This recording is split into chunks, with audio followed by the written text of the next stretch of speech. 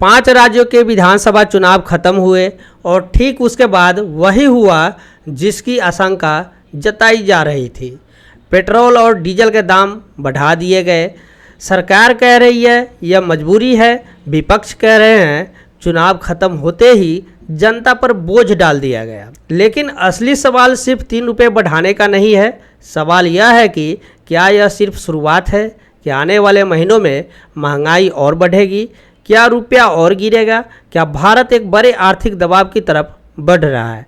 आज की इस वीडियो में हम पूरी जानकारी देने वाले हैं, युद्ध से लेकर तेल तक, तेल से लेकर महंगाई तक और महंगाई से लेकर आपकी जेब तक। 15 मई को पेट्रोल और डीजल की कीमतों में लगभग 3 रुपये कुछ पैसे प्रति लीटर बढ़ोतरी की गई। दिल्ली में पेट्रोल 107 रुपये प्रति लीटर हो गए और डीजल 90 रुपये प्रति लीटर। दिल्ली के साथ साथ पूरे देश में 3 रुपये कुछ पैसे प्रति लीटर तेल पे बढ़ा दिया गया है। लेकिन यह समझना जरूरी है कि यह बढ़ोतरी अचानक नहीं हुई, इसके संकेत कई दिन पहले से मिल रहे थे। 10 मई को तेलंगाना में प्रधानमंत्री नरेंद्र मोदी के भाषण के बाद संकेत मिलने लगे थे कि सरकार कुछ बड़े आर्थिक फैसले लेने वाले हैं। फिर 12 मई को पेट्रोलियम मंत्री हरदीप सिंह पुरी ने कहा कि तेल कंपनियां ज़्यादा दिन तक नुकसान नहीं झेल सकती और फिर 15 मई को कीमतें बढ़ा दी गई। यहीं से विपक्ष ने सरकार पर हमला तेज कर दिया। लोकसभा में नेता प्रतिपक्ष राहुल गांधी ने सोशल मीडिया प्लेटफॉर्म एक्स पे लिखा, गलती मोदी सरकार की, कीमत जनता चुकाएगी।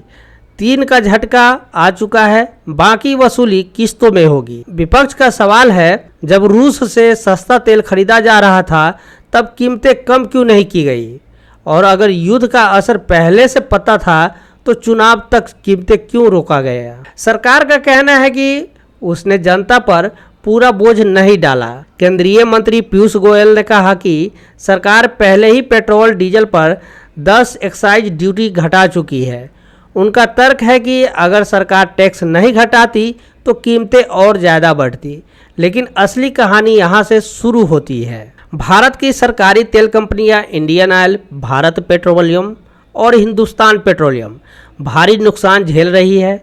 रिपोर्ट्स के मुताबिक पेट्रोल लगभग 14 रुपये प्रति लीटर का नुकसान, डीजल 42 रुपये प्रति लीटर तक का नुकसान। सिर्फ अप्रैल से जून की तिमाही में इन कंपनियों को लगभग 1 लाख करोड़ का घाटा हो सकता है, यानी हर दिन 1000 से 1200 करोड़ तक का नुकसान।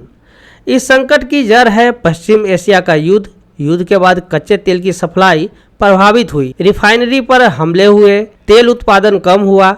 आपके देशों का उत्पादन पिछले 2 दशकों के सबसे नीचे स्तर पर पहुंच गया और जब सप्लाई घटती है तो कीमतें बढ़ती है। भारत अपनी ज़रूरत का लगभग 88% कच्चा तेल विदेशों से खरीदता है, यानी अगर दुनिया में तेल महंगा होता है तो भारत सीधे प्रभावित होता है। और सबसे बड़ी बात, भारत जो तेल खरीदता है उसका बड़ा हिस्सा डॉलर में खरीदा जाता है। जब तेल महंगा होता है तो भारत को ज़्यादा डॉलर खर्च करने पड़ते हैं, ज़्यादा डॉलर की मांग बढ़ती है, रुपया कमज़ोर होता है। अभी स्थिति यह है कि $1 की कीमत 96 के पार पहुंच चुकी है और अगर हालात नहीं सुधरे तो कुछ एक्सपर्ट मान रहे हैं कि रुपया 100 रुपये प्रति डॉलर तक पहुंच सकता है। अब सबसे अहम सवाल, इससे आम आदमी पर क्या असर पड़ेगा। देखिए, ईंधन सिर्फ गाड़ियों में नहीं चलता, पूरी अर्थव्यवस्था ईंधन पे चलती है। अगर डीजल महंगा होगा तो ट्रक का किराया बढ़ेगा, माल ढुलाई महंगी होगी, सब्जियां महंगी होगी, खेती की लागत बढ़ेगी, बस और ऑटो का किराया बढ़ेगा, फैक्ट्री का खर्च बढ़ेगा, यानी हर चीज़ें धीरे धीरे महंगी होने लगेगी। यही वजह है कि इसे इन्फ्लेशन लूप कहा जाता है। तेल महंगा, ट्रांसपोर्ट महंगा, सामान महंगा, महंगाई बढ़ी, रुपया कमज़ोर, फिर तेल और महंगा, यानी एक ऐसा चक्र जिसमें आम आदमी लगातार पिसता जाता है। अब सबसे बड़ा सवाल, क्या बढ़ोतरी यही रुक जाएगी? क्या अर्थशास्त्री मानते हैं कि नहीं? कुछ एक्सपर्ट कह रहे हैं कि वास्तविक नुकसान की भरपाई करने के लिए पेट्रोल डीजल में कुल 10 रुपये तक बढ़ोतरी की ज़रूरत पड़ सकती है, लेकिन सरकार एक साथ बड़ा झटका नहीं देना चाहती, इसलिए संभावना जताई जा रही है कि धीरे धीरे किस्तों में कीमतें बढ़ाई जा सकती है। अब बात करते हैं फॉरेन रिजर्व यानी विदेशी मुद्रा भंडार की। भारत के पास इस समय लगभग 640 बिलियन डॉलर की विदेशी मुद्रा भंडार है, यानी इतना पैसा कि देश 10-11 महीने तक जरूरी आयात कर सकेंगे। लेकिन अगर युद्ध लंबा चला, विदेशी निवेशक पैसा निकालने लगे तो रिजर्व पर दबाव बढ़ सकता है। यही वजह है कि सरकार और एक्सपर्ट सोना कम खरीदने की सलाह दे रहे हैं। भारत अपनी ज़रूरत का लगभग पूरा सोना विदेशों से खरीदता है और उसके लिए भी डॉलर खर्च होता है। पिछले साल भारत ने सिर्फ सोना खरीदने में लगभग 72 बिलियन डॉलर खर्च किए थे। यह संकट सिर्फ भारत की नहीं है। America, Britain, Germany, France, Australia, हर जगह ईंधन की कमी बढ़ी है और इसके साथ महंगाई भी बढ़ी है, यानी पूरी दुनिया एक आर्थिक दबाव से गुजर रही है। लेकिन सबसे बड़ा सवाल यह है, क्या यह सिर्फ आर्थिक संकट है या यह दुनिया की राजनीति, युद्ध और ऊर्जा पर नियंत्रण की लड़ाई का असर है?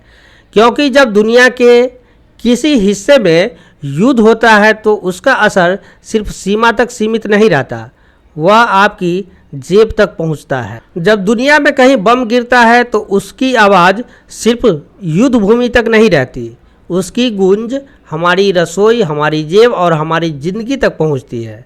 आप क्या सोचते हैं? क्या पेट्रोल डीजल की कीमतें और बढ़ेगी? क्या सरकार के पास कोई दूसरा रास्ता था? कमेंट करके ज़रूर बताइएगा। अगर वीडियो पसंद आया तो वीडियो को लाइक करें, चैनल को सब्सक्राइब करें और बेल आइकन दबाना ना भूलें। मिलते हैं फिर एक अगली वीडियो में, तब तक के लिए धन्यवाद। जय हिंद।